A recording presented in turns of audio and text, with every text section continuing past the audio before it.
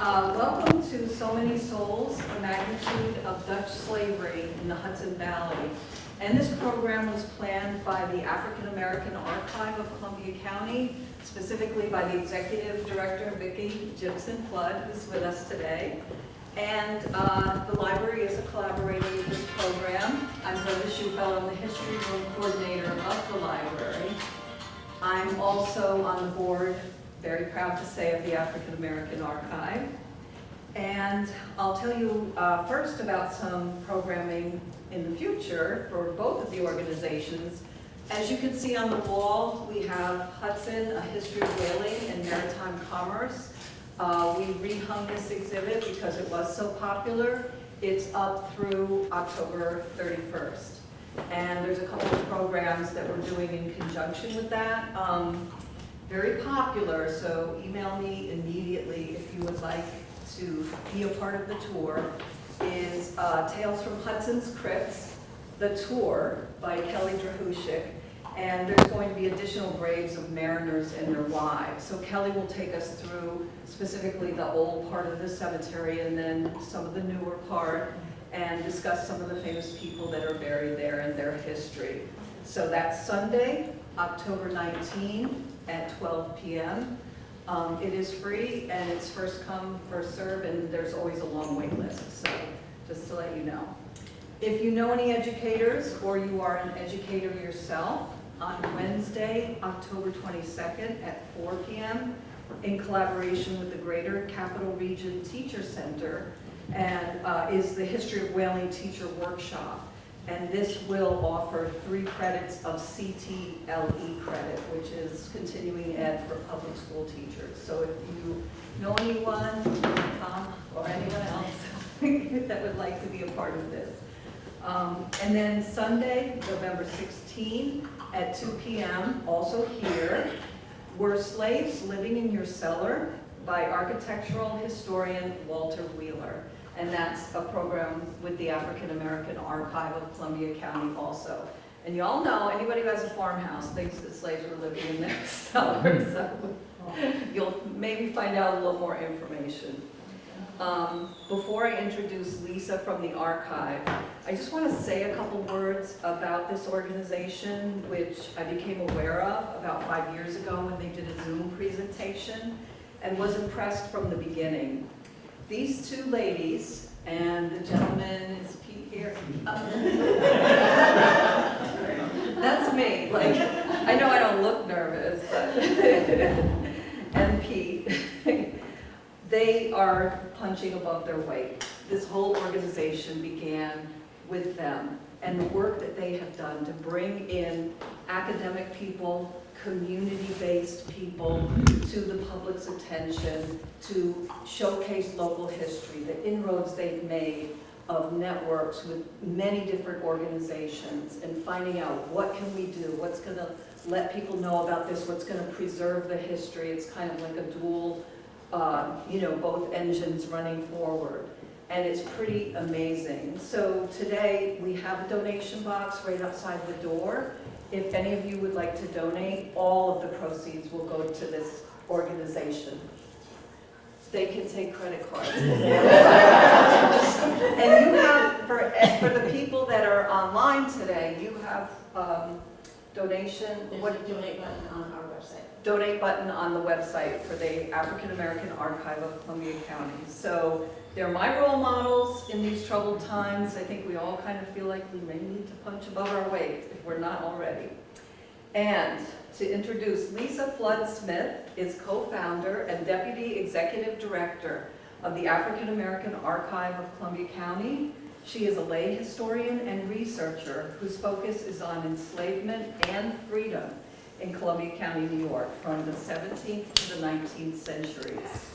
Using a combination of genealogical study, historical data, and social and cultural observation, she works to build a more informed vision of the Black experience in the Hudson Valley.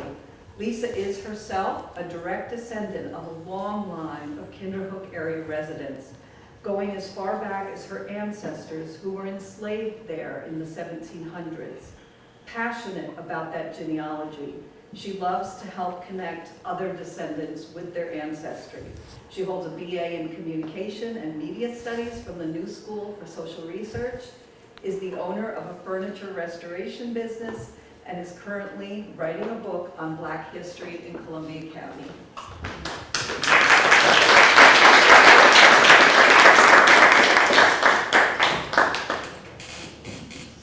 That's on, right? You guys can all hear me? I don't project the way Brenda does, so.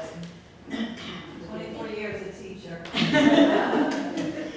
So thank you all for being here. It is a beautiful day here in New York for anybody who's watching on YouTube. And I am really appreciative that you all decided to come and spend the afternoon here in the library with us. What we do is a labor of love, and we started because we were looking into our own family genealogy. And when we realized that our family went back at least to the 1700s in this area, we thought this is something that a lot of people don't know about. And so we made it our mission to bring history to this community because it's a very big part of this community over the years.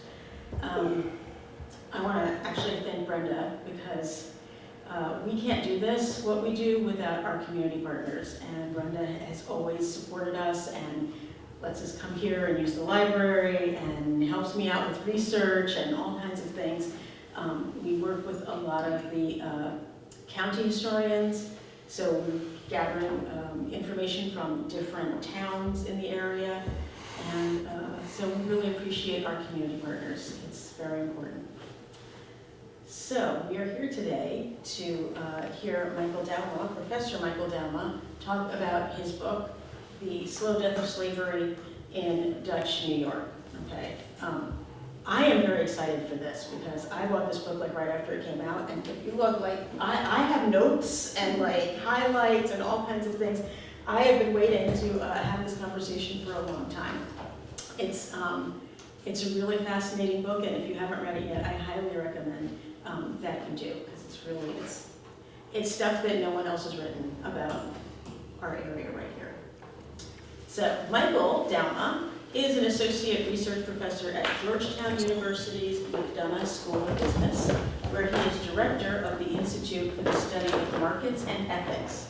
He has written extensively on the history of the Dutch in America and on topics in migration history, economic history, and the history of race and ethnicity. He is the author of 4 books and the editor of 5 more. He is a native of Grand Rapids, Michigan, and appreciates the speed and directness of New Yorkers. Michael. All right, thank you.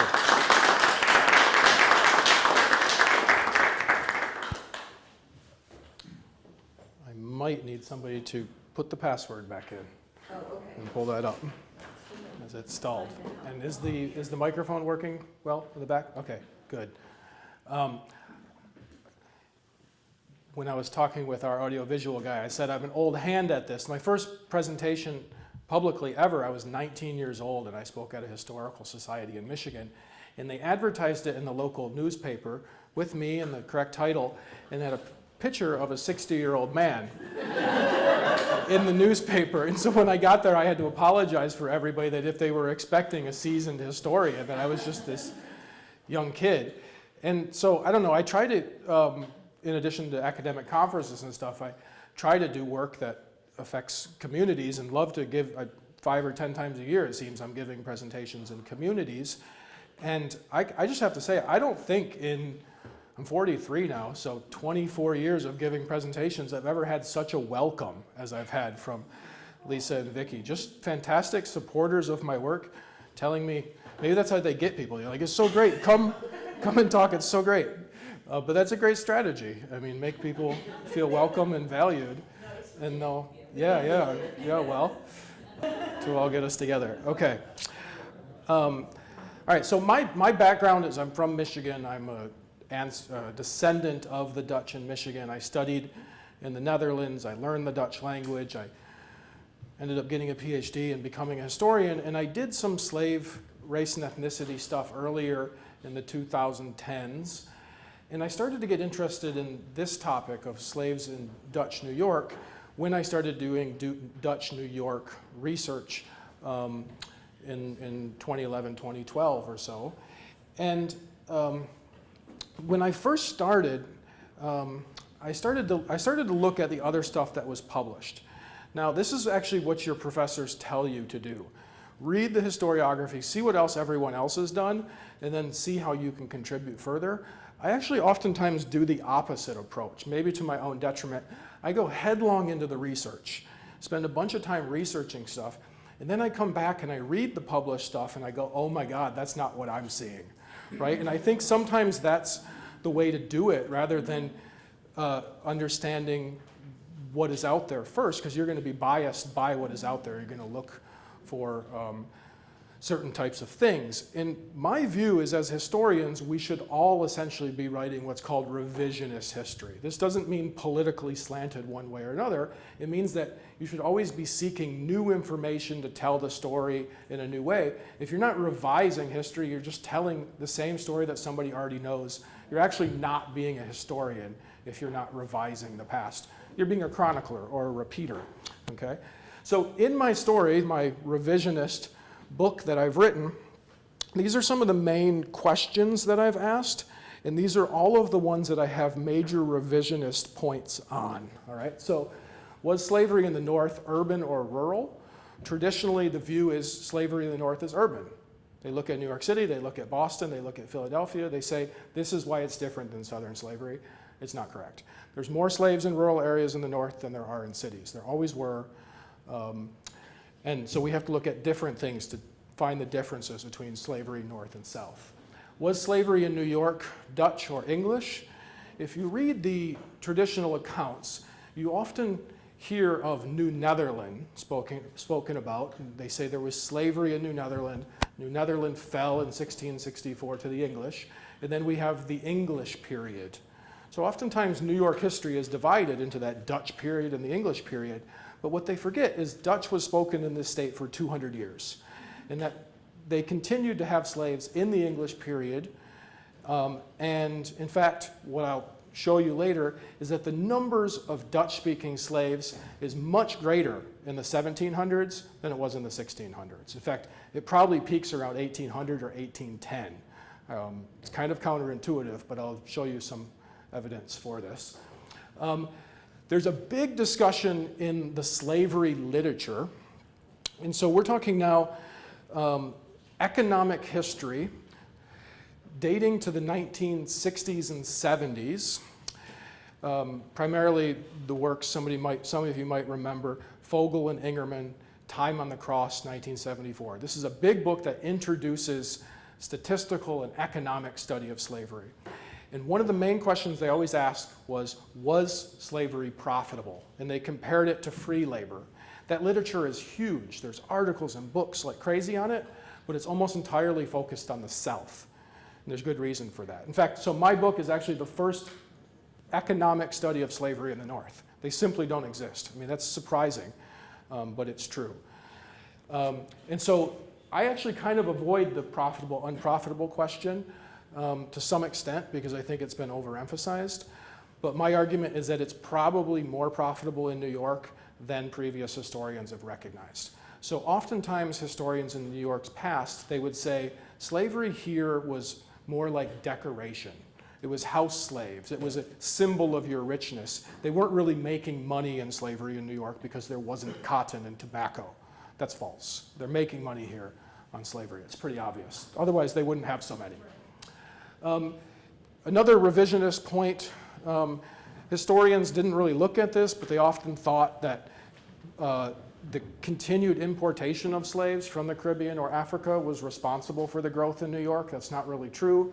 By the 1750s or 60s, most of the importation ends, and so it's domestic growth of New York slaves that cause a boom in the slave population in New York. I'll talk about that. There is a very curious line in a few works about slaves from the North being sold south upon emancipation. And there's one historian who I like very well who read my book before it got published. His name is Shane White. He's a historian of Manhattan. He's in, I always forget if it's New Zealand or Australia. I think he's in Australia, Sydney, Australia. And somewhere in one of his books he says, it is impossible to calculate the number of slaves that were sold south from New York. I take that as a challenge. Somebody tells me it's impossible, I'm like, I'm going to try to do it. We're going to figure this out, all right? What's likely? And so I do come up with an answer on that, or an estimate. And then I also, and this is a continued area of research, I've been writing and thinking about slavery in New York after 1827, because some people say there still were slaves, or that a certain number were emancipated in 1827 when the final law against slavery in New York was finally implemented after 28 years of gradual emancipation. I think very few were actually emancipated in 1827 because they had either died or been emancipated prior to 1827. And so that's just an error in the historiography that people make and assume. All right, so these are some of the things that I'm going to highlight or outline today. I mentioned the challenge of figuring out numbers of things. I'm not a true economic historian, but I've studied enough economics over the last 15 years. And in fact, last year at Georgetown, I taught a course on economic history. My friend Namish is a true economist. He's in the room with us today. And one time I co-authored a paper using a little bit of economics. And my co-author, another historian, asked me, what is our method? Like if we're going to write a footnote, we're going to explain our method. What are we going to say? How did we do this? And I said, my method is called counting. I count stuff. And then you do a little bit of abstractions from there. You can start figuring out percentages of things or relative things, right?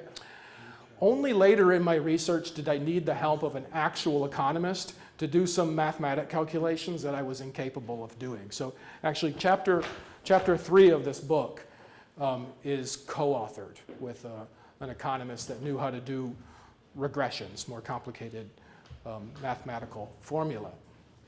All right. So one of the things I started doing was looking at the census numbers and trying to plot out the number of slaves in New York over time. And this is the general view. If you take the census literally, New York, we're fortunate, had more censuses, or sometimes I say censi, as if it's a Latin plural. We had more censuses in New York in the colonial period than in any other of the 13 American provinces. So we have more data to work with. How accurate these are is in question. There's actually some partial censuses that I leave off this because they didn't include the whole of the state. And they make a distinction. In the colonial period, they only count blacks. So this could be slave or free. The actual number of free is pretty small. So if you took this orange line of the number of slaves in New York and brought it backwards, it would be essentially co-equal to that blue line. It would be almost overlapping with that blue line. From 1786, you start getting separate counts. So you can figure out in New York, for example, in 1786, it looks like almost 90% of African Americans in the state were enslaved, right? And as you go forward in the period of emancipation, you have a steep rise in the African American population from domestic growth, but also from migration from the South. Meanwhile, the population of slaves declines. According to the census, something like this. I've made some adjustments of the numbers later on in the book, accounting for various things. Now, one of the key aspects, I said before, slavery in the North, especially in New York, is not an urban phenomenon. People keep saying this. This is the total black population and slave population in New York City. All right, so take a look at this one. It's the free black population in New York City that expands greatly after the American Revolution. So this is migrating to the city from out of state, but also from other regions in New York. But the total number of slaves in New York City, look, never goes over 4,000. It's roughly in the 2,000 range. This is another way of thinking of it. The percent of slaves in New York that are living in New York City. Never more than 26% of the slaves in New York State or province were living in the city, right? Just again to point out this is a rural phenomenon. And you can compare this to the Hudson Valley. Look how many more in the Hudson Valley, how this expands, right? So this is your story, right? That's why I've been giving more talks in the Hudson Valley than anywhere else. And then the slave population in the Hudson Valley declines precipitously after 1800, roughly. And I also do this for Long Island, and so this is the combined. If you look at the three populations together, the New York City combined free and black slave population, the Long Island, Staten Island together, and the Hudson Valley, you'll see how the Hudson Valley overtakes the other two and has a much larger percentage than anywhere else in the state. And my question then for a lot of people is, okay, why didn't we know this? And what are all these slaves doing in the Hudson Valley? If our vision of northern slavery is household domestics and people carrying stuff around New York City, what are they all doing in the Hudson Valley? And the answer is wheat, right? In 1790, wheat or flour combined is the #1 export from the United States. It's our #1 product. And a large percentage of it's coming from New York. A lot of it also from Delaware, Pennsylvania as well, but in New York. And for longer than wampum, probably even longer than the British pound, the currency in New York was wheat, a skeppel of wheat. I've seen this spelled lots of different ways. Skeppel, skipple, different things, abbreviated different ways. It's essentially a basket of struck wheat. So you have the stem of the wheat, you have the plant growing with the little stems, and if you thresh it, the little pieces of the wheat come out. And that's what you eventually grind and then sift into flour. I'm pretty obsessed. I grew this at my home one year, a few years ago. By scratch, I grew about 1/8 of an acre of wheat. I cut it with an actual scythe. I sifted it. You hit it with a flail. I had you get a stick with a string and another stick. You hit it with a flail. You get your neighbors to come over and help you. It's a lot of work. And when I was all done, I had like this much wheat that I then put in the blender, because I don't have a giant windmill. Put it in the blender, grind it down into flour, and it's true 100% organic wheat. Really, really thick. So thick you could hurt your teeth. So you cut it 50-50 with regular flour, and you make a $500 sandwich, right? Because that's the amount of effort that goes into this thing, right? And so one of the reasons why they need slaves in the Hudson Valley is the effort of the wheat industry.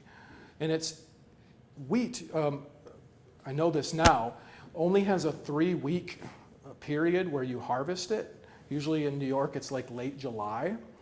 But that doesn't mean that you run out of things to do with the wheat. You still need to process it, sift it. They called it bolting it, sifting, packaging it, etc., bringing it to the mill, all these types of things. So it would keep people employed much of the year. But one of the main reasons why I think Hudson Valley slave owners continued to have slaves and preferred to have them over free laborers, because they could have just gone to whatever, Poughkeepsie or Hudson, and asked somebody to work for those 3 weeks. The problem is in the summer, wages get bid up. So people that are making 3 shillings a day in 1780 are making 6, 7, 8, 9 shillings a day in the peak of the summer. And the farmers are complaining there's not enough laborers to come and help us in the middle of the summer when we really need people for this short harvest. There's examples from early colonial New York where they leave the wheat in the fields simply for lack of labor, right? And this is also why no farmer grows more than like 10 acres of wheat.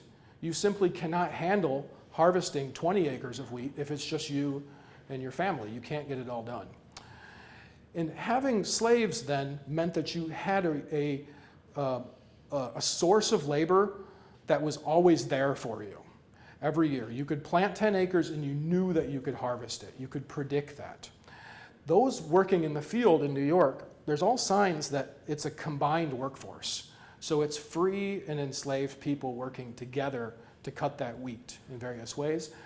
Oftentimes, because it's more efficient if you have 3 or 4 people working together, you have one person cutting the wheat, you have another person picking it up or stacking it in different ways. And so you would usually need a team of workers. If you look at the old, what do they call them, probate records, when a farmer dies, they list things in the probate. And almost every time that you find slaves listed in the probate, you also find a scythe or a sickle or other types of wheat agriculture equipment listed in that probate. All right? So the peak labor problem solves the issue of getting enough work when money is really needed. Now, there's another thing. I told you about counting. This is a real effort in counting. New York, in addition to having the best census record in the colonial period, also has the best newspaper record in the American colonies. Starting in the 1730s, there's really only a handful of newspapers in North America in the colonial period. And the front page of every New York newspaper for about 100 years had the price of wheat, flour, and all the different kinds of breads and stuff that some of them were regulated, so the amount that you could sell a loaf of bread at the bakery in Manhattan was X, but the price of flour on the market would go up and down. So I took quarterly readings of the flour, so it wouldn't be affected by the seasons, and I built this graph with something like 400 data points for the price of flour and the price of wheat in New York. And what happens is that when the revolution hits, the price of flour goes crazy. One thing is the British have taken over New York City, and they're confiscating grain from people on Long Island, but the Hudson Valley they don't have access to, and so the Hudson Valley is not shipping their wheat down into the Hudson Valley, and the British are getting very upset about this. This is also why we don't even have price readings in the 1780s, because the newspapers are taken over by the British and they're not even being published sometimes. Now after that, however, the price of flour is really erratic in the years after the American Revolution. The price of wheat goes up and down as well. Notice also that the price is higher. Not only is it erratic, it's higher. And so the Dutch farmers, particularly in the Hudson Valley, who had invested in slavery and are being told already in the 1780s and 90s that emancipation is coming and get on the picture with the rest of the New Englanders, they're saying, but we're making a lot of money, right? The wheat industry is growing in the 1790s and the early 1800s still. Eventually this drop over here, it's not the Erie Canal. First it's the Champlain Canal, and then others coming into the market, flooding the market with wheat, and so it drops the price. I give a whole lecture on this sometimes. Here it is. Wheat production breaks through. Just about the same time that slavery ends in the state, 1827, the Erie Canal opens in 1825. But parts of the Erie Canal were opening before that. So it's like a textbook fact. When did the Erie Canal open? 1825. But it was actually open to Syracuse or something by 1822, right? It's only when it finally opens to Rochester that all of this wheat from western New York, the Genesee country, floods into New York, and it puts the Hudson Valley wheat growers out of the market. So just roughly at the same time that slavery is dying, there's an agricultural crisis in the Hudson Valley, and they have to switch to other things, namely cattle for the most part. And now I hear that the cattle farmers aren't doing very well in the Hudson Valley, and they're looking to sell out to Amazon, at least down in Orange County where my brother lives. All right, so I said I did a lot of counting and a lot of collecting data. Unfortunately, there were no databases for New York slavery. In fact, one of my grand frustrations of all the stuff that I read were books that would talk about some, many, or a few.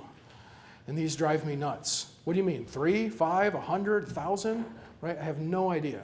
So I needed to put this in perspective, Northern slavery and Southern slavery. And I thought if I was going to do like historians in the South have done, I'm going to have to measure something like slave prices and see where this leads to. And so for years, 5 years during COVID, late hours of the night, I'm searching every digital database possible. I'm emailing archivists all over the state. I'm gathering data. I can't remember now what my total is. Something like 4,000 total slave sales in New York that I have data for. So there's actually a difference between the number of slave sales and the number of slaves that were sold that I have records for, because you might have 2 or 10 sold in one agreement, so it's not going to be the same thing.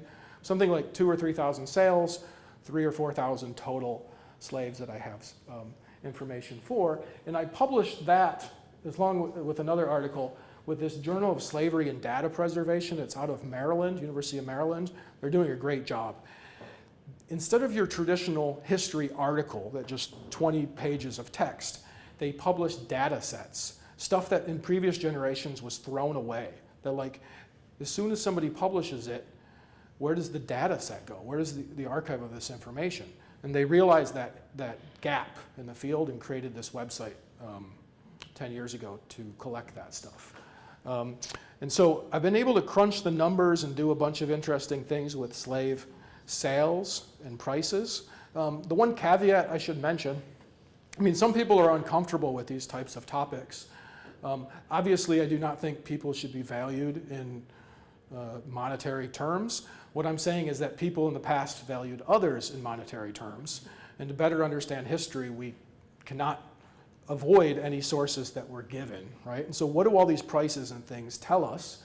They can tell us a number of things. This is from, I think, the old Fogel and Ingerman book from the 70s, where they talk about the age price profile. So if you measure if you look at all the slave sales and you plot them on a graph based on their age, you'll see that 20-year-olds, for example, are being sold at a higher rate than 60-year-olds or something like that. It's a little confusing. They don't have a good y-axis for you there. But I did something similar. For all the ones, or most of them that I had age data, I created a graph. It's kind of a cluster. It doesn't really show the graph. That usually a slave aged about 20 years of age is sold for more than an older slave or a younger slave. But the curious thing in New York is that we don't really get a fit curve. This is really not a very robust graph of data. What it shows is that there was probably a greater diversity of skill among New York slaves. The reason why is in the South, you have most of your slaves doing the same thing. If you have 100 people picking cotton, their work rates are going to fall on that age graph. 20-year-olds are going to pick a little faster than 50-year-olds than 10-year-olds.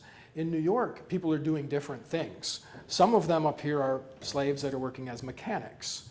They're working at building fences. They're doing all sorts of different jobs. And so some of them have skilled labor and some have unskilled.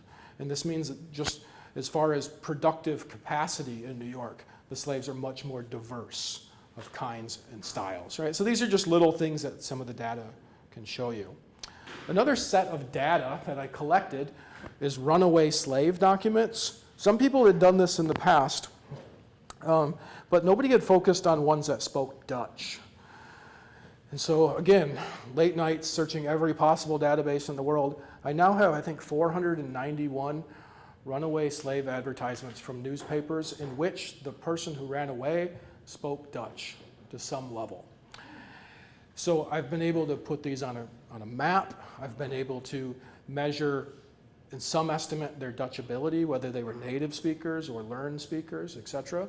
And it highlights all sorts of interesting things. One is that there are native monolingual Dutch-speaking slaves born even in 1800, even in 1810. And curiously, not in one place. Not just in Bergen, not just in Albany, but up and down the Hudson Valley. Which means that there are conservative Dutch-speaking farmers in every little village up and down the Hudson Valley that are speaking primarily Dutch to their slaves. Now, there are lots of Dutch slaves, however, that are running away from English families. There's a lot of slaves that are being bought and sold and traded, so they spend part of their life with the English, part of their life with the Dutch, going back and forth, and most of them are bilingual. The vast majority of them are bilingual, even in the 18th century. Sometimes you get other languages in there as well, African languages early on, Spanish languages, Spanish, Portuguese in the 17th century, and other types of things. And so this data can lead to interesting things as well. This one I also published on that journal, Journal of Data and Slavery Preservation. And I think they're particularly useful for local historians because I break it down by county. And so if you are in Rensselaer County, you search that and you see all of the data from that county that I have. there's always more to add to that, and that's maybe a project somebody can do in the future to add. All right, more data and information for you. A lot of times people, they talk about the slavery, the reduction of slaves in the state, and if you look at it in absolute terms, it's not as clear as if you look at it in relative percentages, and something curious going on here. So the this decline of slaves relative to the total population of slaves. So the cities on the west, New York City, means that 90% of its enslaved population disappears in those 20 years, whereas in Orange County, only 30% does. And if you look at it closely, what you'll notice is to the left are mostly English, culturally English, traditionally English places. To the right, culturally Dutch places. The Dutch are holding on to their slaves longer. Partly it's because of farming, partly it's because of culture, the lack of that liberal New England evangelicalism coming into the Dutch communities, where they're justifying it as a family tradition that needs to be maintained to the end. All right. Okay. Now, towards the end of slavery, I have a thesis that I think I've built up well enough with evidence. There's a big problem in talking about New York and northern slavery, in which historians like to say that it was milder here. They like to say, well, my slaveholding ancestors were not as mean or not as bad, or it was worse in South Carolina. And as soon as you talk about better or worse, I think people get uncomfortable with that, because you want to say that slavery was always bad everywhere, which is true. But the paradox is, why then, in the 1800s, when the New Yorkers are writing their histories, is this theme everywhere? Why do they think it? Why do they believe it? My view is that there's a couple things going on. The slaves still being held in the last generation tend to be the older ones that are being held in the families and not working as hard. So the children who saw those slaves, who grow up in the 1850s or become adults in the 1850s or 60s and write these histories, they only remember the one slave that lived with their grandma that was not abused, right? It's a selection bias effect. The other things that are going on is an increase of sympathy. And this happens in the courts and in the political realm and in terms of punishment.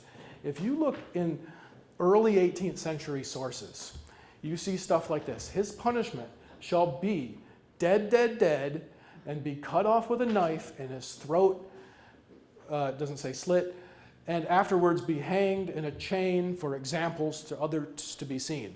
In the 1830s and 40s, if a slave burned his master's barn or raped a woman, they would get the death penalty, and it would be fire, right? And this has left memories on the landscape. People in these histories say, at the corner and such was where they burned somebody to death. Death by fire disappears after the Revolution, and we get hangings instead. I mean, it's not much better, right? But by 1800, 1810, life imprisonment replaces hanging. I think there's just a transition going on in people moving away from the really grotesque violence that was used as an example earlier in the slave period in New York and is fading away. Meanwhile, in the courts, something similar is happening. Before, say, the Revolution, all of the court decisions lean in favor of the slave owner, and anybody that's enslaved or has some sort of claim against the slave owner needs to prove their case. Then I think the pendulum swings. All the common law court cases after the Revolution start gradually favoring the enslaved people, more and more so that the slave owner has to prove that they actually own this person. And the laws are, extinguishing slavery from different ways, not allowing it to cross state borders, not allowing people to be sold, et cetera, et cetera. So it's not simply just the state laws, it's how those laws are being played out and interpreted in the courts, which are gradually moving towards the favor of the slaves. And so I call this, partially, it's a moral transition. it's hard to think in terms like that. There's some historians now that have written a moral history of the 20th century or whatever, where they deal with genocide, they deal with these types of issues. I think historians oftentimes avoid these types of questions because they're not trained. I ironically am the director of an institute for the study of markets and ethics. I work all with philosophers who do ethics. And if I want to answer a question about ethics, I say that. I'm the director of an institute. But of course, if I get hit with a hard question, I say I'm just a historian that works at an ethics institute. I really don't know, right? So there's times when I can make claims and times where I can't. All right. One person asked me previously, where is the anthropological angle in here? What's all this stuff about data? What about people? And I try to bring this into the story as much as I can. This is Johanna Fosberg from Albany, supposedly lived into her 80s or 90s. But it's rare that we get photographs of people in New York that were enslaved. It's basically unheard of to have writing from slaves in New York. There's like one or two on Long Island, but not in Dutch, in English. So we don't have sources, we don't have things from the view of the slaves. So the best we can do is work from the government sources, the sources from the slave owners. And I use some Dutch language stuff because I do speak and read Dutch now, but that didn't really give me much of an advantage. That wasn't the key. My key here was primarily data analysis and understanding of some economic concepts. The other issue with New York history is that slavery dies out in the middle of the market revolution. So it's a period, 18 teens and 20s, where Americans are starting to become more united through commercial means in the marketplace, and we have a real blooming of paper. Before then, we don't have as much paper, it was more expensive. In the market revolution, you start getting paper everywhere. And in the North, you guys use this to condemn the South and to talk about how slavery is bad down there. And so we have a huge number of sources condemning Southern slavery. We have very little written about Northern slavery in the time. So a lot of times you have to get your information almost indirectly or from sources that weren't intentionally talking about slaves, but about something else. And you just dig into it and sort of read it and figure out what they're saying. So the cultural anthropological angle, it's not like I'm avoiding it on purpose. I include stories of people I can when I can get information on them. But I thought that the statistical data on slaves in New York was essential for being able to talk about the culture, to know how many were here, how many were there. And so there were, at the peak, I think it was almost 30,000 in the state, 25 to 30,000. And through various calculations, about 40% of those, I believe, were Dutch. The Dutch language was dying slowly, but the population of slaveholders speaking Dutch was having more slaves, so their population of Dutch-speaking slaves was growing until 1800. At the same time, I believe that that percentage remained pretty stable throughout the 18th century. So whether you look in 1720 or 1820, I think about 40% of the slaves in either of those periods spoke Dutch. I published a whole article on that before I wrote this book to try to convince people of it. So if somebody's really interested in math and stuff, I can show you that. All right. Now I'm getting closer to the end. I'll have lots of room for questions. We can talk about anything you want to talk about. I've also really been interested in the final period of emancipation.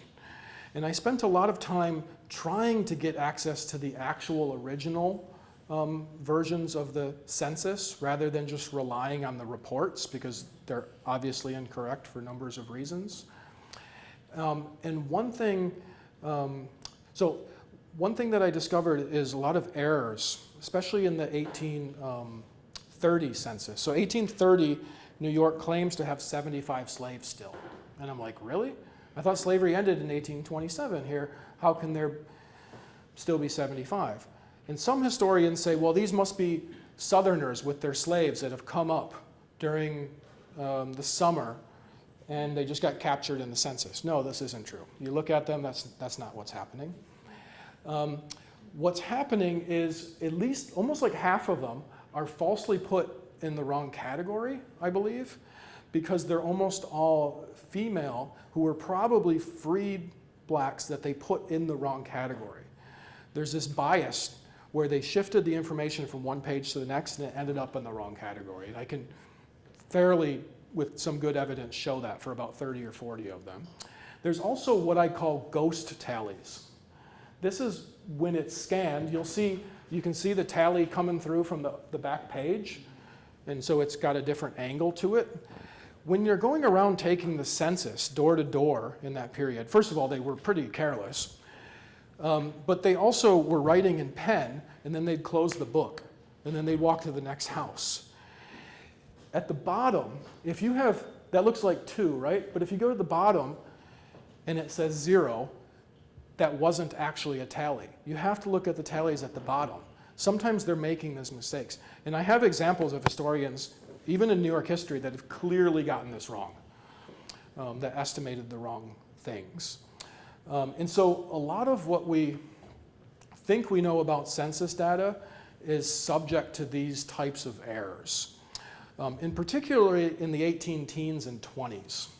I don't have an extra image for this, but in the 18 teens and 20s, there's a lot of children of slaves in New York who are bound to service of their masters. These are essentially born after the period of emancipation has begun in 1799.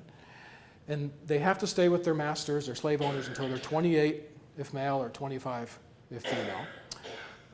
And yet, in the 1820 census, we have something like 5,000 slaves in New York State that are under 14 years of age.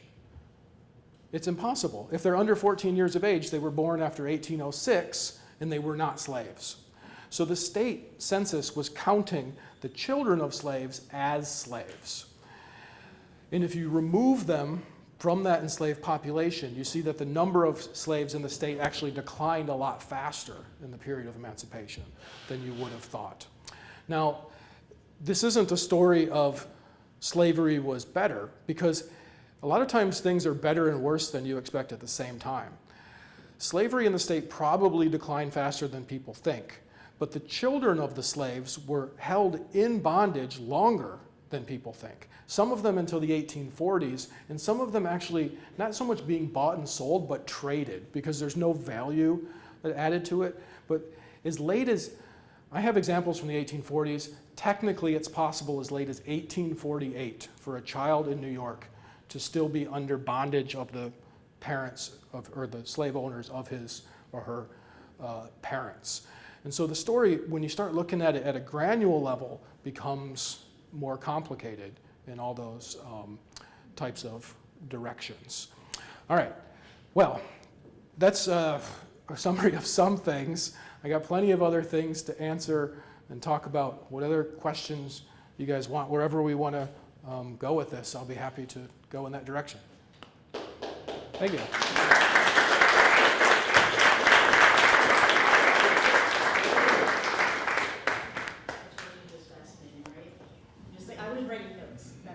Crazy about this. Okay, any questions from the audience? Sir? I'm gonna repeat the questions after you say them, so Okay. people online Yeah. can hear. Could you define Hudson Valley in your initial numbers? I do, yeah. I'm trying to remember if I included Westchester or not. I included. I'm from Westchester. Yeah, that's the difficult one. Westchester's the only one that I think I did include it in the Hudson Valley, and that might slightly bias my numbers against the urban and more towards the Hudson Valley. But yeah. And most of, not all, but most of the Long Island enslaved were English. Except in Brooklyn and Staten Island. Very heavy enslaved population. Yeah. So Queens and Nassau are almost all English, but Brooklyn, Kings County at the time, and Staten Island, which is Richmond, were mostly Dutch. Yeah. Have you connected with a fellow by the name of Ned Benton at all? It sounds familiar. Yeah. He is he was in charge of the New York Slavery Index in New York. Mm-hmm. It's a professor at John Jay. Mm-hmm. He has come up with definitive examples of enslaved people being sold to Louisiana. Oh yeah, okay. So I'm familiar with the John Jay collection of materials that they've been working on for a few years. I forgot to talk about that. I have a whole chapter about slaves being sold to the South, which is my biggest calculation chapter. The latest nights during COVID were spent doing that. If you have to do a couple things. You have the population of enslaved in the state, which is, in demography, no population is stable, so it's always moving. So you have estimates. You have birth rates and death rates. You have slaves moving in or out of the state. You have some of them being emancipated at the same time. And if you calculate all these things, not by statewide, but by regions, you'll notice anomalies, particularly in Long Island. The slave population declines in Long Island in a way that doesn't make sense. There's too many of them disappearing. Well, can I just Yep. interject, because Yep. I studied this also. Okay. And I'm a lay historian, I'm not a professor or anything like that. But so many families, all right, Yeah. or now I'm talking English families now, Mhm. moved from the Brooklyn area, Yeah. all right, to Westchester County, Right. and brought their slaves with them. Mhm. And a lot of them left that area for Westchester. Okay. Yeah. In the 18 teens and 20s?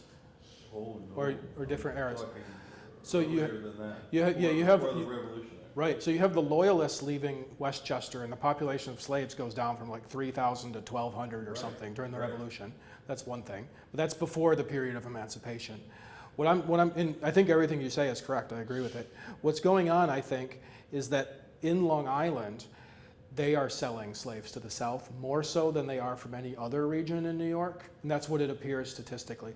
My estimate is not very precise, but I say between 1,000 and 5,000 slaves were sold from New York to the South over this roughly 30-year period, but that's a lot less than other people have said in the past. What was the period? 1799 to 1827. Yeah, and I'm trying to remember, it's primarily, probably, I think between 1810 and 1815, and it's primarily from Long Island. But it's happening from other places too. Right. And we know this also from evidence in New Jersey where it's happening. I have actually one slave sale that shouldn't exist from like 1819 to Louisiana. This might be the same one. It's to P. Rivery in Baton Rouge. And it's like, you can't sell a slave out of New York in 1819. This paper shouldn't exist because they should have burned it. There shouldn't be a record to prove that they're guilty in court of this, and yet it exists. This is another historical problem. I mean, what percentage of the slave sales actually continue to exist today? Less than 1% on paper, and of those clandestine illegal ones, 1% of 1%. You're not going to find them, right? So lots of different issues there. We have various hands. I don't know if you want to be the hand caller? Yep. So I was just curious because watching a documentary recently talked about how England promised freedom to any enslaved who signed up for it, but there were those who joined the Patriots. Yeah. It It did, yeah. So during the Revolution, it's pretty close to exactly 3,000 formerly enslaved people leave on ships with the British from New York and go up to Nova Scotia. And that's all recorded in what's called the Book of Negroes. That's mostly, however, not New Yorkers. A lot of it's Southerners that moved up into New York City during the war, and New Jersey people. I was only able to identify, because they give last names, 20-something families of Dutch named. The slaves give their last, it freed runaways and different types of people. So that could have affected the slave populations in numbers in New York, but I suspect that's really just being offset by the number that are moving into the state and the number that are fleeing to Nova Scotia are similar. Yeah, so I do have a lot of calculations about the slave growth over time that includes what we call exogenous shocks. So a shock from the outside that inflicted upon that population. So whether by the Revolution, by the yellow fever of 1897, that's actually, the yellow fever plays a big role, I think, in the decline of slave numbers in the 1800s, 1790, 1800s.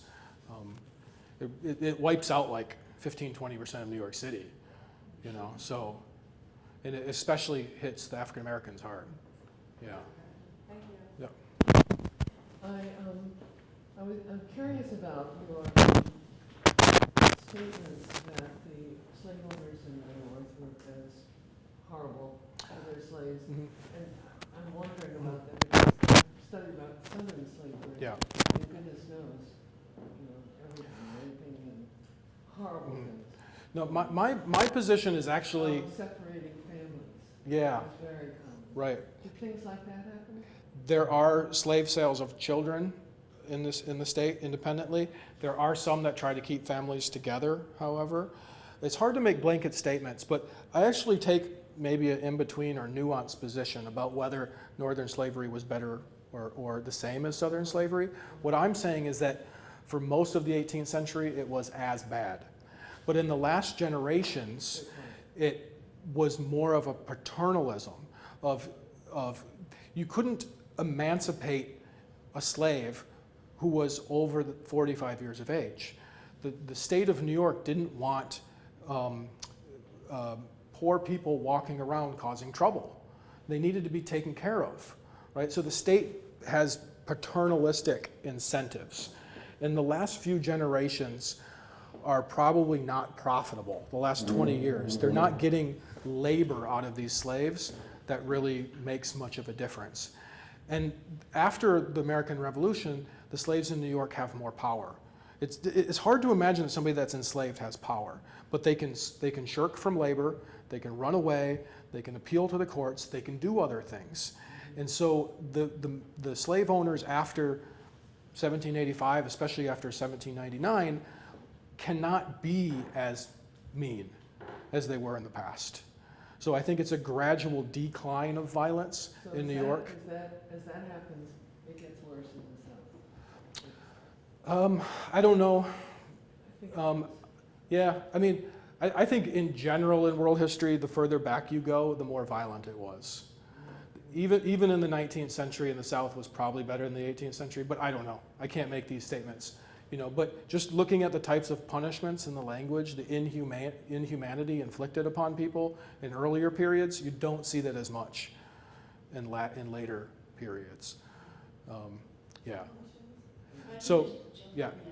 Because you were talking about enslaved people having agency, and one thing that we found in our research in Columbia County is that not only do they have a certain amount of agency, they have a certain amount of freedom to move. So, for example, we have a gentleman who's enslaved in Columbia County who is married or in a relationship, because we don't have the actual papers, with somebody in, say, Stockbridge. People are moving around, they're getting together when they celebrate things like Pinkster and Christmas time, so there's, families may be separated, but I think there's probably more opportunity for people to actually bring their families together. These families were really actually tight. Yeah, there's a range of freedom that different types of people have. I mean, there's an example of an enslaved person with the Livingston family who takes a gun that needs to be fixed, and he sails down the Hudson River to New York City, I think, gets the gun fixed, and then comes back home. I mean, that's, in our understanding of 19th century Southern slavery, that wouldn't happen. There's also lots of accounts that I've seen in archives where they sell a gallon of brandy to a slave who then brings it back home. Right? I mean, that just doesn't fit in our traditional picture. So people are given freedom in certain hours, and later with Pinkster, with the celebrations, certain days and times of the year where they are able to travel. There's a big concern that in New York, slaves were more isolated than in the South, because in the South, if you lived on a plantation, you would have more people around you to talk. But I think there was some movement within towns or even to other towns There's examples of them being bought and sold, and when a slave is running away, they're oftentimes trying to find their family who is 20, 30 miles away, right? We see a lot of that. Yeah. Another question? Back in there. Yeah, thank you. I've got two, and I'd like to ask the first one and the second one, if that's okay. Sure. The first one, based off the earlier question, so when we were talking about sales to Louisiana, you know, earlier you'd mentioned the wheat change and moving to cattle. Was part of that out of Long Island because the economics of agriculture and farming wasn't as prevalent or wasn't making sense? The demand was there, the price was right now to exit, or what was happening that was causing some of that? I think all of those are factors. When I talk to my students, I introduce the concept of multi-causality, right? Like there's 5 or 6 things that are going on at the same time that might explain it. There's also potentially more market competition. And one of the reasons why slavery ends sooner in Manhattan than it does in, say, the countryside around Albany is that slave owners can rent out their slaves. There's a lot of renting of slaves going on. And this renting turns into a quasi-free status. It's go out and make $100 this year. At the end of the year, come back and give me 50. Now there's no overhead costs. You don't have to worry about this person at all. But then maybe after doing that for 3 years, they abscond and they never come back. And they're working as a free laborer, keeping all that money for themselves. Because there's alternatives in the city, or perhaps proximity to the city, in Queens or something, that gives more ability to run away. So I think it's harder if you're a monolingual Dutch slave outside of Albany to find an alternative, right? It's harder to flee to the port and become a sailor, or harder to hide in the city in New York and not be found again. And so I think it's a liberal attitude. It's the Christian anti-slavery movements that are affecting the politics in New York City and the people that are living there, but it's also The practical Quakers were economics. big. The Quakers, yeah. They made it illegal for Quakers to own slaves. Mhm. Yeah. So then, thank you. And then, you know, of course, you're making me think of the Puritans too, because of all the Massachusetts and the Bay Area. But my other question was, we know that famously Dutch founding Manhattan and the emergence of slavery began a lot into the West India Company and right coming out of Europe.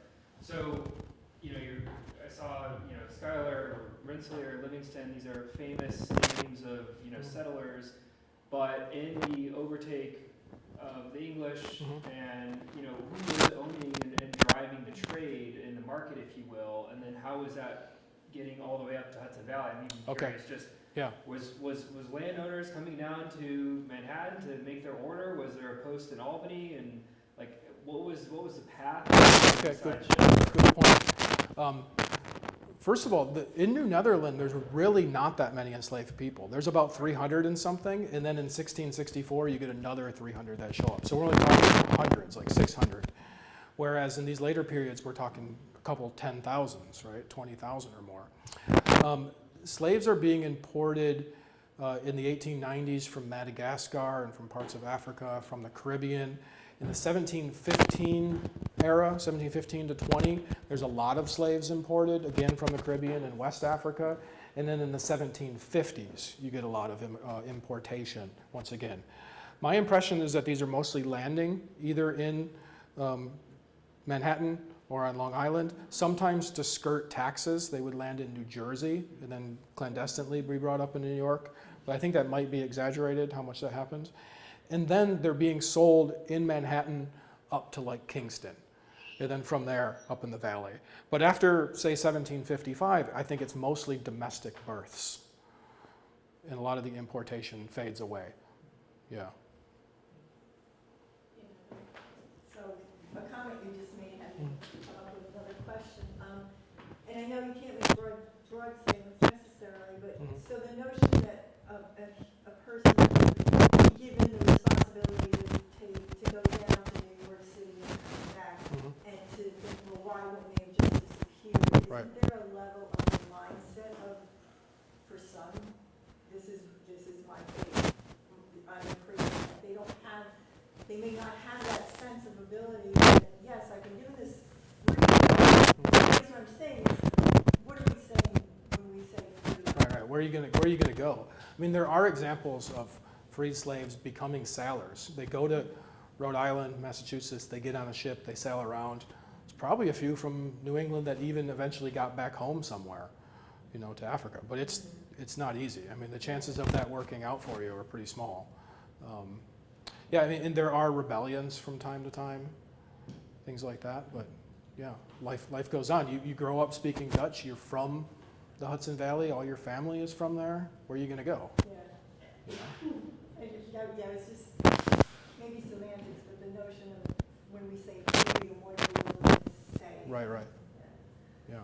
Yeah. They're difficult questions.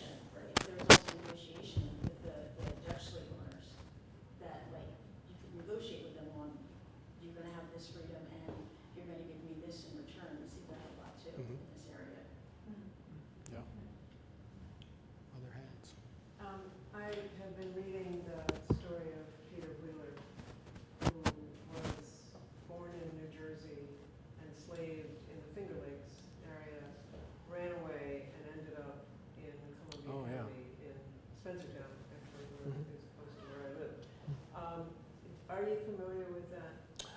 I'm more familiar with, is it James or Jameson? There's another one that wrote an autobiography. He made it to Canada after he went out to the Western New York and then up. I'm not precisely familiar with the Wheeler one. Wheeler's story was interesting to me because he was interviewed, as a lot of these slave narratives are done. First of all, it was a little bit on the early side. Mhm. It was 1839 when it was published. But he was interviewed by the local minister who was an abolitionist. But the story he tells about his enslavement in Cayuga County Mhm. is absolutely horrific. Yeah. I mean, it's like every horrible thing you can kind of imagine. But what's interesting is that he is surrounded by people who tell him that he should run. Okay. And I just wonder a couple things. One is how reliable are these stories? I know there's a lot of questions about the reliability of slave narratives. It's hard as a modern reader to Mhm. know what to make of it. Yeah. As they say, we're all postmodernists now. We all question the sources and we're skeptical.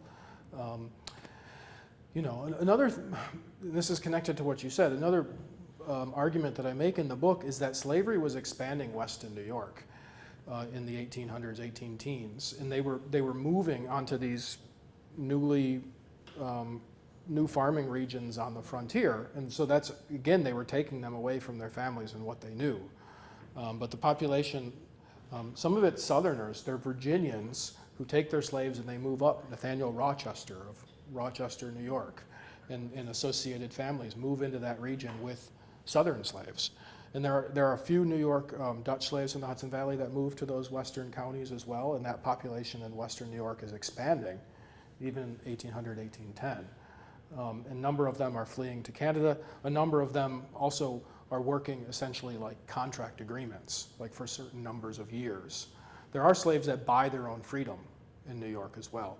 Some of the slave purchases that I have on my database are self-purchases. Yeah, and that's just another form of negotiation. But I would assume Wheeler was put in a situation far away from what he knew with a, Well, he was you know. taken when he was 11. Okay, So. yeah.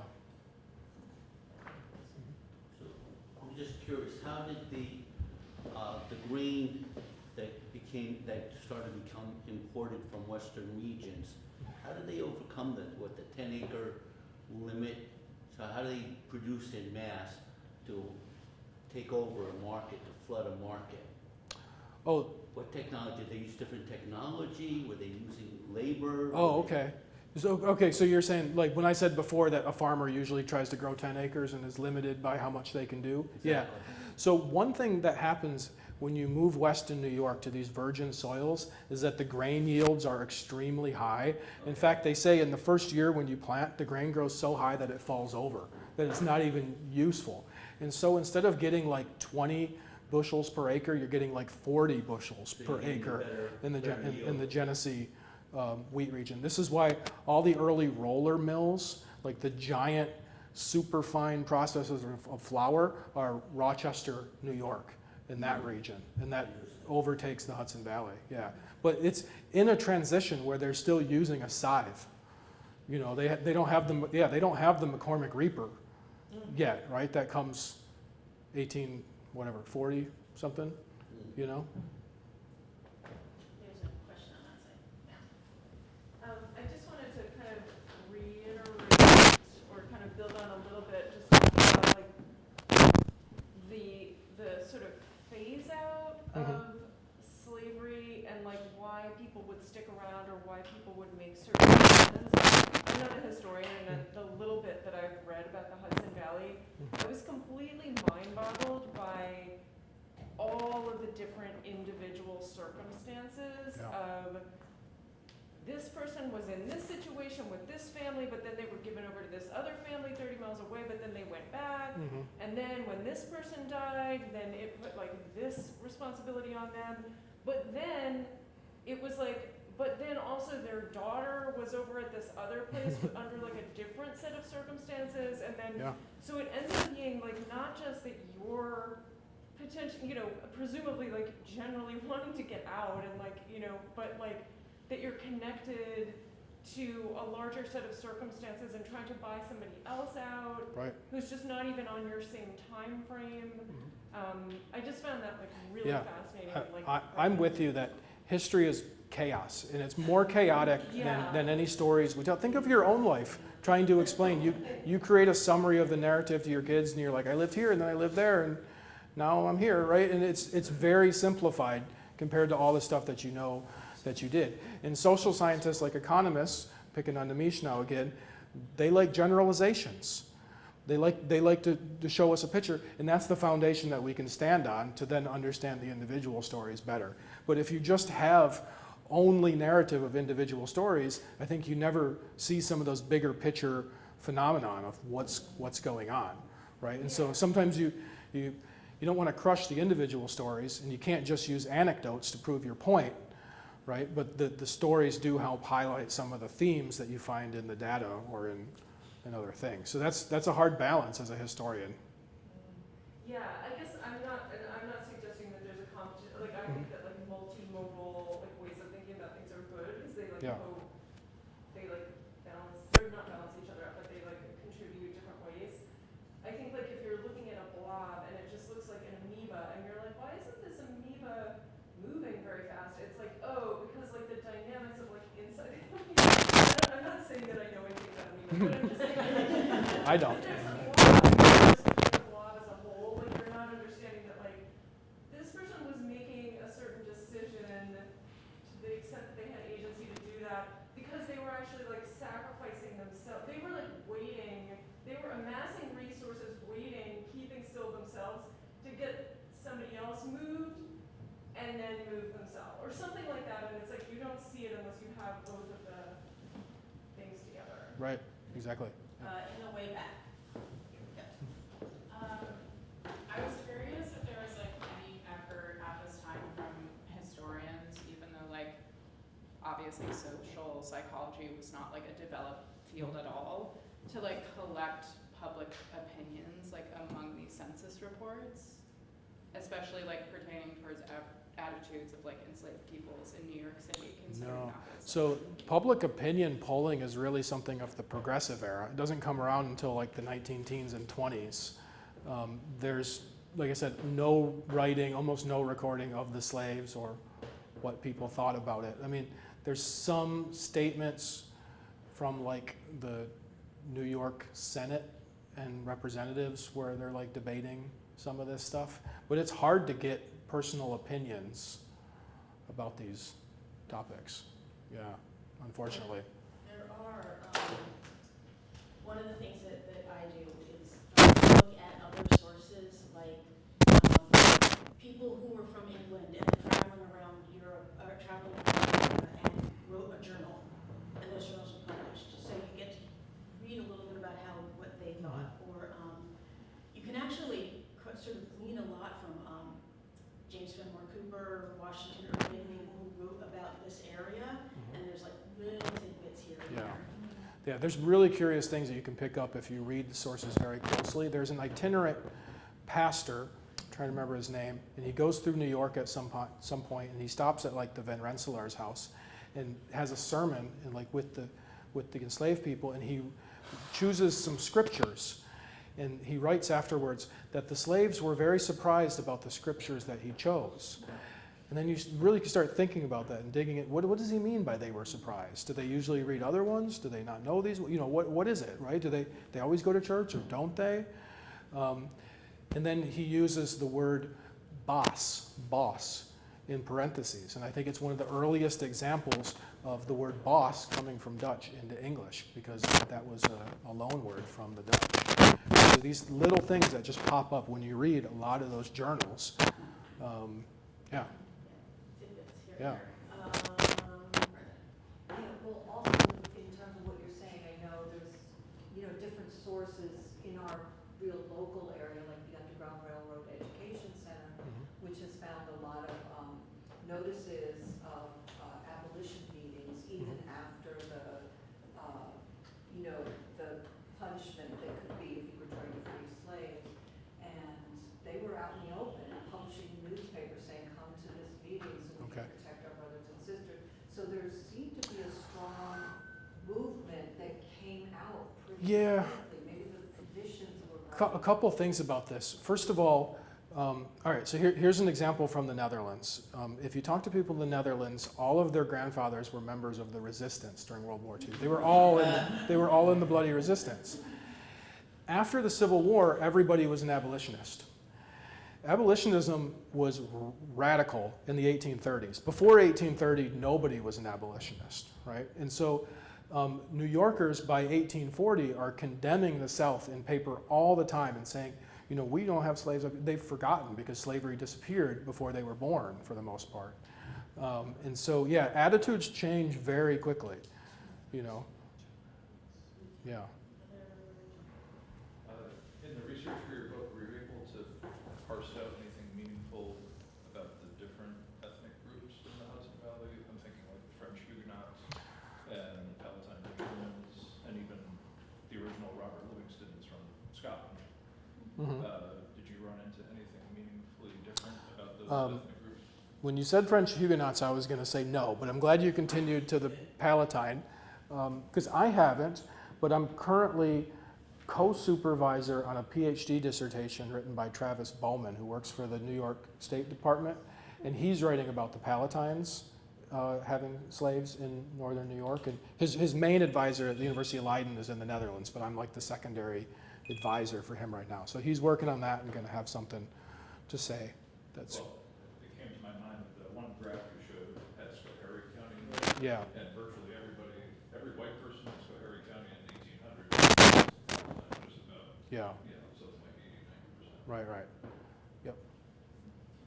Just going off of that, some of the other conversations, has your research or studies come across the Native American population in the region and how that was being, intermingled? We're talking cultural influence, but was there work relations and trade relations in there too that impacted, or was it largely removed? Yeah, I have a little bit on that. So I have some examples of, I have a collection, I don't know if it's part of the book at all, but I have a collection of data on interracial marriages, black and white, but also black and Native American.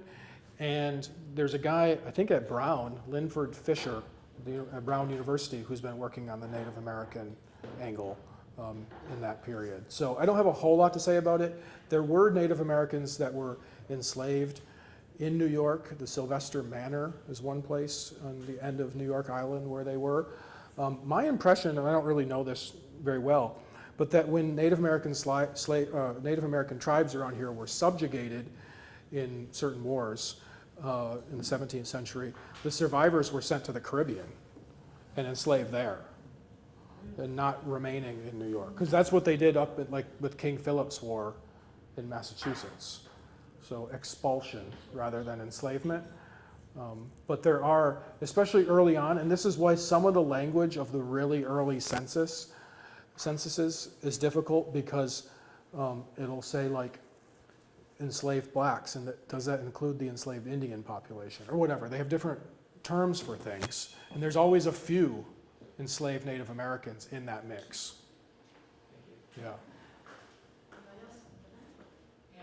How did being owned by Dutch rather than English affect the lives? Well, they. Being able to Yeah. That's something we're trying to work out, and I make some arguments about that. They're in a different cultural milieu. They speak the language. There's lots of little things of the architecture is different, the church services are different, the wagons that the Dutch use are different. Perhaps a more conservative rural mentality for a lot of them in their networks. But at the same time, I mean, the Dutch-speaking slaves are creating their own communities, and they're connecting into English free people and English enslaved people as well. So some of the differences are that the Dutch families are probably more likely to keep the slaves in their families for generations. They gave them to their children in their wills. And so I get the feeling that it's more of a perpetual family institution rather than a temporary transaction as it is more in the English world. And that's probably explains some of the persistence of slavery in the Dutch families. But there's lots of little things on that. I should mention in response to that and some of the other questions before, is I'm by far not the only one doing this. I can think of 5 or 6 other professional historians right now that are working on slavery in New York that are doing a good job. And for the most part, we agree on things. But where we disagree, I think, is really healthy because it's only through the disagreements that you get better interpretations. And so in an article I wrote a few years ago, I said that we are maturing as historians when we can actually argue about things and accept that literally everybody is to blame, not that the English or the Dutch were better or worse or something like that, you know. Can you give some examples of those disagreements? Of the disagreements. So one of them is about how free the slaves were. I believe they had, in general, there was quite a bit of ability for them to move around. That 5 or 6 days a week they would work, and then they would have free evenings, free Sundays, free times of the year where they could travel around and they weren't observed all the time. There's other arguments that they were perpetually under observation and forced to do certain work. So that's one of the disagreements. Yeah, the question of,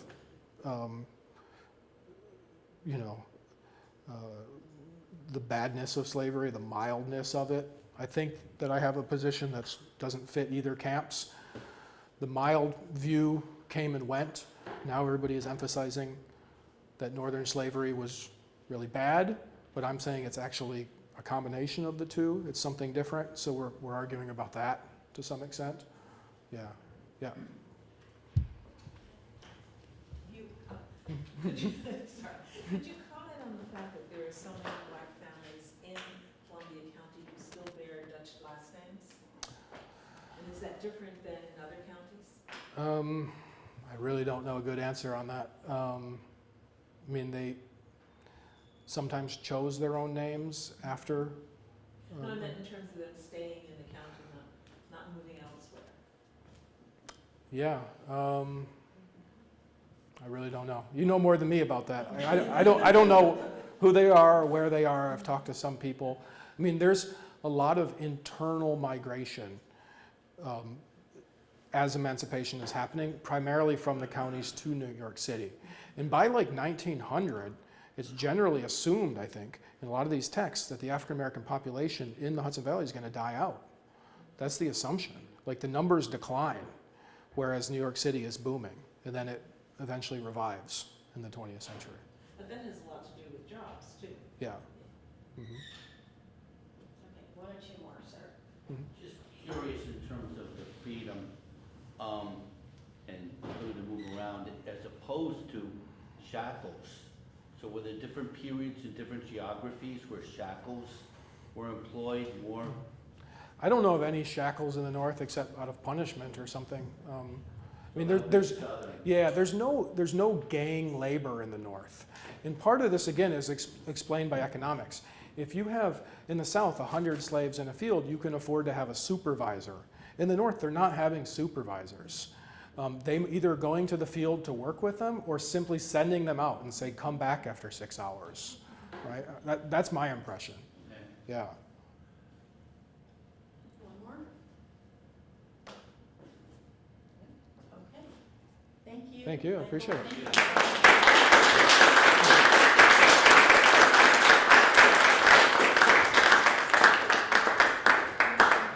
Again, I want to thank you all for being here and for interacting and asking questions and learning from Michael.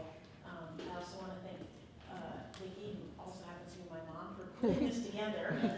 Because if it weren't for her putting these events together, I mean, I certainly couldn't do it.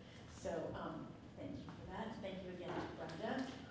There are refreshments in the back. Michael, has you books? I have a few copies, yeah. There are books for sale, and like I said, They retail at extremely high prices. This is actually, for academic books, it's $65, it's not bad. But I was able to get author copies, I can get a little cheaper, so I can sell them for about $50. So I can sell a copy for $50 instead of $65 if someone wants it. There will be a paperback, but you're going to have to wait like 2 years for them to issue the paperback at a lower honestly, price. I'm going to say 50 is a really good deal because I saw it listed the other day on eBay for over 80. Heck, my mechanic charges me $50 to turn my car on. So, Thank you all. Have a yeah, lovely afternoon. there you go.